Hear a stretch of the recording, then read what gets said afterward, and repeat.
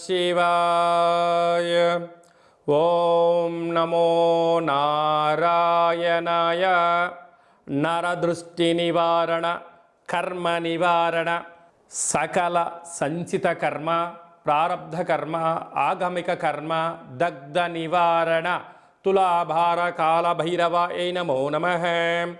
ఓం దిగంబరాయ విద్మహే తంత్రక్షేత్రాయ ధీమహి తన్నో సంహారకాల భైరవ ప్రచోదయాత్. ఓం శ్రీ మహాలక్ష్మీదేవ్యై నమోస్తుతే.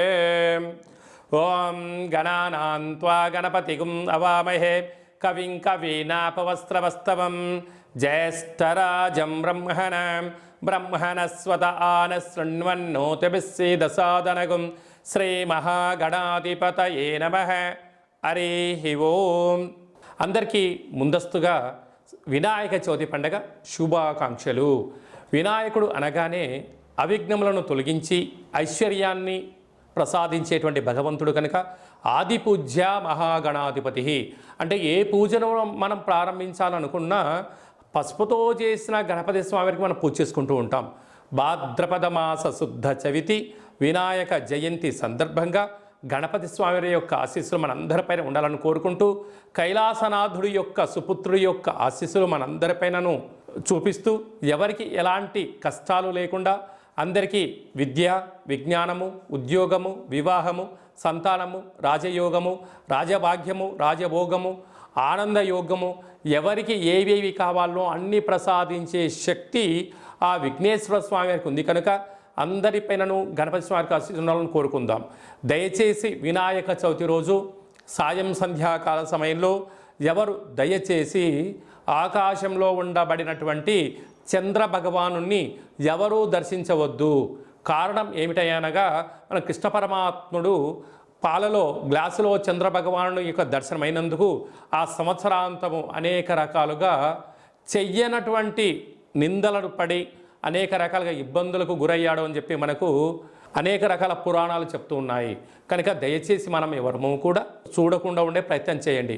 పరిస్థితుల ప్రభావం చేతనో ఏదో పరిస్థితుల ప్రభావం చూసినట్లయితే దగ్గరగా ఉండబడినటువంటి గణేశ స్వామివారి యొక్క మండపం దగ్గరికి వెళ్ళి ఆ అక్షంతలు వేసుకొని స్వామివారికి మనసారా దండం పెట్టుకోగలిగినట్లయితే ఆ యొక్క చంద్ర దర్శన దోషం తొలగిపోతుందని చెప్పి గమనించగలగాలి.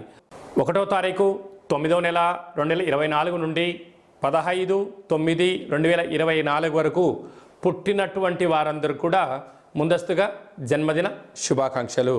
గతంలో వివాహం అయినటువంటి వారికి వివాహ వార్షికోత్సవ శుభాకాంక్షలు.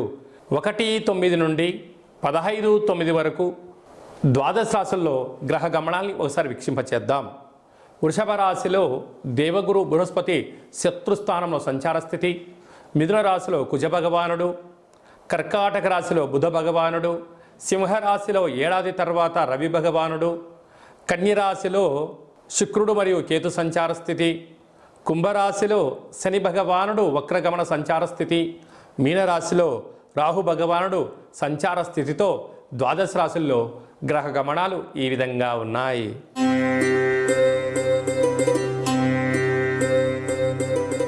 మకర రాశి వారికి సోమవారం అమావాస్య, సోమవతి అమావాస్య, మంగళవారం అమావాస్య, కాల అమావాస్య, బుధవారం అష్టమి, కాళాష్టమి సందర్భంగా ఎలాంటి విధులను పాటించాలి?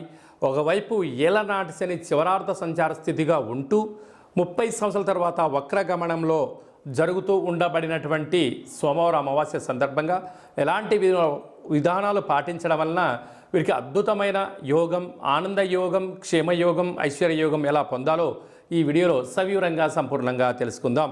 మకర రాశిలో ఏ నక్షత్రాలు వస్తాయనగా ఉత్తరాషాఢ నక్షత్రంలోని 2, 3, 4 పాదాలు, శ్రవణ నక్షత్రంలోని 4 పాదాలు, ధనిష్టా నక్షత్రంలోని 1, 2 పాదములు కలిపితే మకర రాశి అవ్వడం జరుగుతుంది.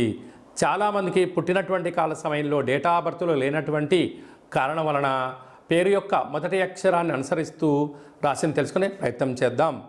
బో, జా, జీ, జూ, జే, జో, ఘా, గా, గి, గు, గే అక్షరాల వారందరూ కూడా మకర రాశి జాతకులే. మకర రాశి యొక్క అధిపతి శని భగవానుడు. వీరికి ఒకవైపు ఏలనాటి శని చివరార్థ సంచార స్థితిలో జరుగుతూ ఉండినను 30 సంవత్సరం తర్వాత వక్రగమనంలో శని భగవానుడు సంచారము చేయడము, పంచమ స్థానంలో గురువు, 6వ స్థానంలో కుజుడు, అష్టమ స్థానంలో ఏడాది తర్వాత రవి భగవానుడు స్వక్షేత్రకంగా రవితో కలిపిన బుధుడు సంచారం చేయనప్పుడు ఎలాంటి కొద్దిపాటి ఇబ్బందికరం అని చెప్పి గమనించగలగాలి. కనుక ఈ సోమవారం అమావాస్య, ఇక్కడ శ్రవణ నక్షత్రాధిపతి చంద్రుడు, సోమవారం ఇంపార్టెన్స్ ఇవ్వాలి. ఈ సంవత్సరం యొక్క రాజు కుజుడు కనుక మంగళవారం రోజు అమావాస్య రావడము, అదే కాకుండా బుధవారం అష్టమి రావడము, వారానికి అధిపతి బుధుడు, అందులో అక్కడ జ్యేష్ఠ నక్షత్రము.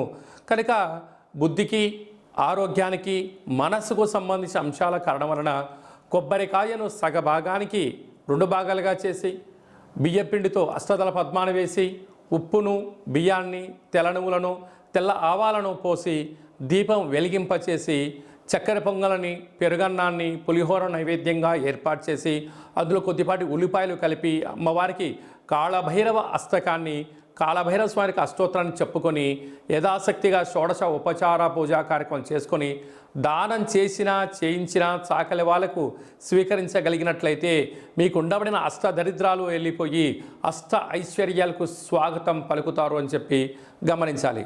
కనుక మీ జన్మ నక్షత్రం రోజున పూర్ణిమ, అమావాస్య తిథుల ఎందున దూరావాయు జల ప్రయాణాలు పెట్టుకోవద్దు. స్వల్పమైనటువంటి సీజన్లుగా వచ్చే వ్యాధులు పొంచి ఉన్నాయి, అనారోగ్య పరిస్థితి పొంచి ఉంటుంది. కనుక గోరువెచ్చని ఆహారం తినడం, గోరువెచ్చని నీటితో స్నానం చేయడం, తాగేటప్పుడు కూడా రాగి పాత్రలో నీళ్లు పోసుకొని తాగగలిగినట్లయితే అనారోగ్య సమస్యలను దూరం చేయడం, ప్రతిరోజు సూర్య నమస్కారాలు చేయడం, సూర్య ఆసనాలు వేయడము, మంత్ర జప దాన ధర్మ యోగ ఆసన కార్యక్రమం వల్ల ఐశ్వర్యం మీ సొంతం అవుతుందని చెప్పి గమనించాలి. అలాగే డాక్టర్లు, సాఫ్ట్వేర్లు, సినిమా తారలు, అలాగనే వ్యవసాయ సోదరీ సోదరులు, హోటల్ వ్యాపారస్తులు, స్వయం వృత్తులు, సేవా రంగాలు, మార్కెటింగ్ రంగంలో ఉన్న వారు ఓపిక, పట్టుదల అవసరం అని చెప్పి గుర్తుపెట్టుకోవాలి.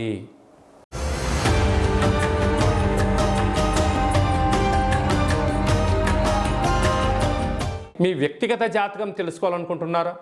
మీ పేరు, పుట్టినటువంటి తారీఖు, నెల, సంవత్సరం, సమయం రాసి మీరు వాట్సాప్ పంపించగలిగినట్లయితే సంపూర్ణంగా 100 సంవత్సరాల జాతకాన్ని వ్రాసి పంపించి మీరు పుట్టినప్పుడు గ్రహ గమనాలు ఎలా ఉన్నాయి, ప్రస్తుతం ఎలా ఉంటున్నాయి, రాబోయే కాలంలో ఎలా ఉండబోతున్నాయో సవివరంగా సంపూర్ణంగా తెలియజేయడం జరుగుతుంది.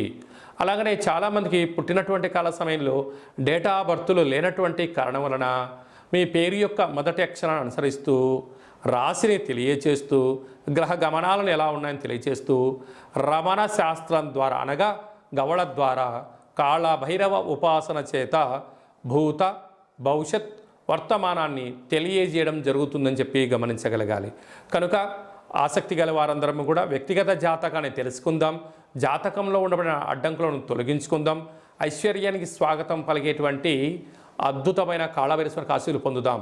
కనుక వ్యక్తిగత జాతకం తెలుసుకోవాలి అనుకుంటున్న వారందరూ కూడా ఈ కింది నెంబర్ని ఆన్లైన్ ద్వారా కానీ ఆఫ్లైన్ ద్వారా కానీ వాట్సాప్ ద్వారా కానీ సంప్రదించి అపాయింట్మెంట్ తీసుకొని సంప్రదించగలరు. మీ యొక్క జాతకాన్ని సవివరంగా సంపూర్ణంగా తెలియచేస్తూ మన యొక్క దేవాలయంలో కాళభైరవ హోమం జరిగినప్పుడు జాతకం చెంపించుకుంటున్న ప్రతి అందరికీ కూడా ఒక వీడియో కాల్ ద్వారా కాళభైరవ స్వామికి చూపించి ఆశీస్సులు కోసం ప్రయత్నం చేయడం జరుగుతుందని చెప్పి కూడా గమనించగలగాలి. ఈ వీడియో మీకు నచ్చినట్టయితే లైక్ చేయండి, షేర్ చేయండి, మా ఛానల్ని సబ్స్క్రైబ్ చేసుకోండి. అందరికన్నా ముందుగా మీ వ్యక్తిగత జాతకం మీరు తెలుసుకోవాలనుకుంటున్నారా? అందరికన్నా ముందు మీరు మంచి రోజులు, ఎలాంటి విధులు పాటించాలో తెలుసుకోవాలనుకుంటున్నట్టయితే మా యొక్క ఛానల్ని సబ్స్క్రైబ్ చేసుకున్న తర్వాత గంట సింబల్ ప్రెస్ చేయండి, ఆల్ అనే బటన్ కూడా తెలియచేయండి. ఆధ్యాత్మికమైన ఈ యొక్క కార్యక్రమాన్ని భగవద్బంధువులకు, మిత్రులకు, స్నేహితులకు మీ క్షేమాన్ని ఎవరైతే కోరుకుంటున్నారో, మీరు ఎవరి క్షేమాన్ని అయితే కోరుకుంటున్నారో వారికి ఈ వీడియోను ఫార్వర్డ్ చేసి భగవంతుడి యొక్క ఆశీస్సులు పొందగలరు.